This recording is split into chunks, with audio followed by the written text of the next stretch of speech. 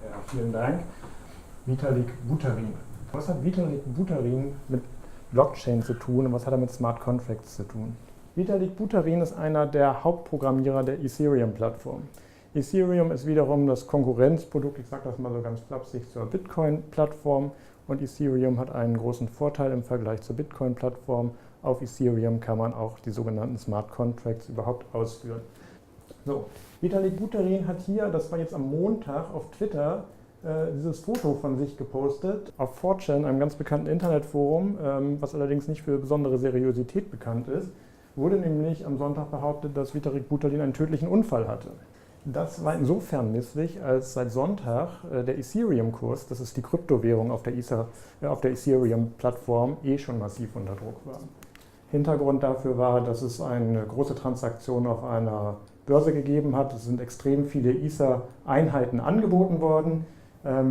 Das führte dazu, dass eine ganze Menge von Stop-Loss-Optionen auf einmal ausgelöst wurden. Das war eine Kettenreaktion. Am Ende war der Kurs für ganz kurze Zeit wirklich massiv im Keller, nämlich bei, ich glaube, 10 Cent. Der Kurs erholte sich langsam wieder und dann kam auf 4chan diese Meldung, der Programmierer der Ethereum-Plattform, auf den alle große Hoffnung setzen, ist tot. Das ist natürlich blöd für den Kursverlauf, führt dazu, dass die Währung gleich wieder unter Druck gerät. Aus diesem Grund hat er dieses Bild gepostet. Und was hat er damit bewiesen? Nun, er hat damit bewiesen, dass er noch am Leben ist.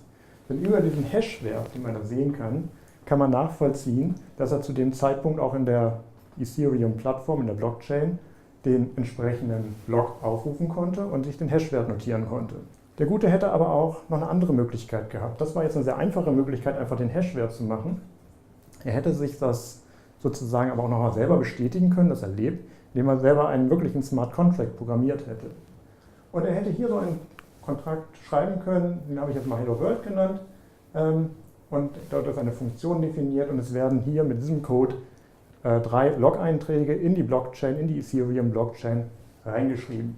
Der erste Log-Eintrag ist Hello World, der zweite ist Still Alive und der dritte ist Smart Contracts at CMS. Gut, das ist also das, was wie der Techniker in Smart Contracts sieht.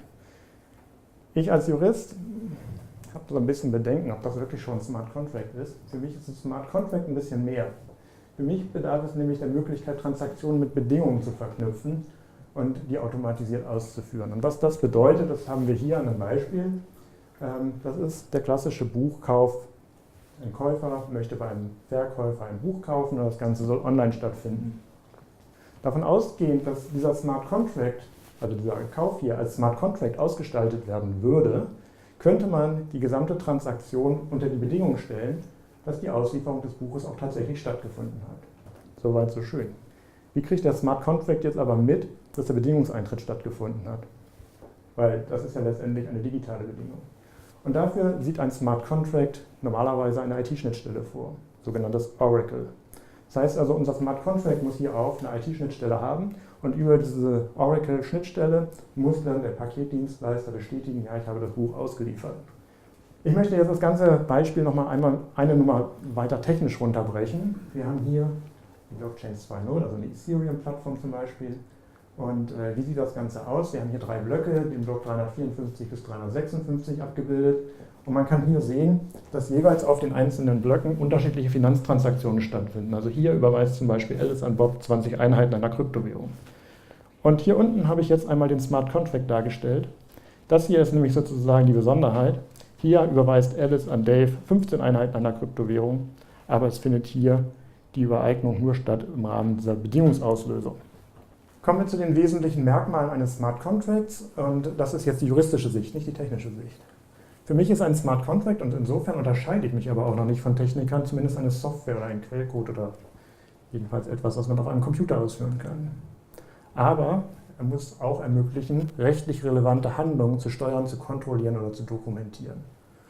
Und es muss eine Abhängigkeit zu digital prüfbaren Ereignissen geben. So, und dann kann man mit einem Smart Contract unter Umständen noch schuldrechtliche oder dingliche Verträge schließen. Das sind so die 4 Kernkriterien, die ich als Jurist an einen Smart Contract legen würde.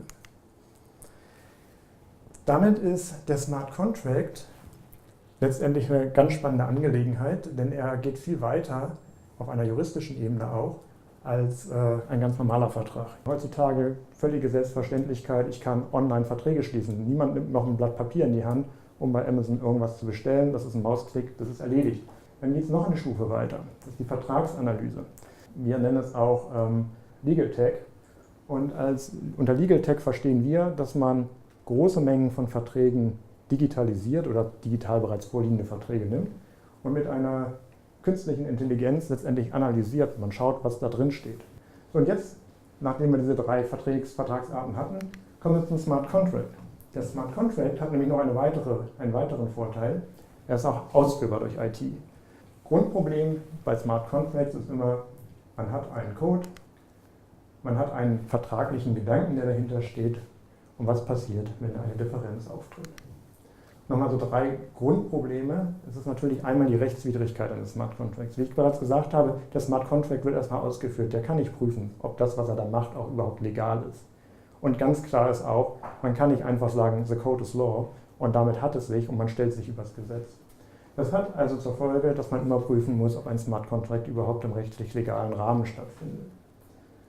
Wenn Differenzen zwischen dem Recht und dem Smart Contract auftreten, dann muss man sich überlegen, wie geht man denn mit diesem Thema um.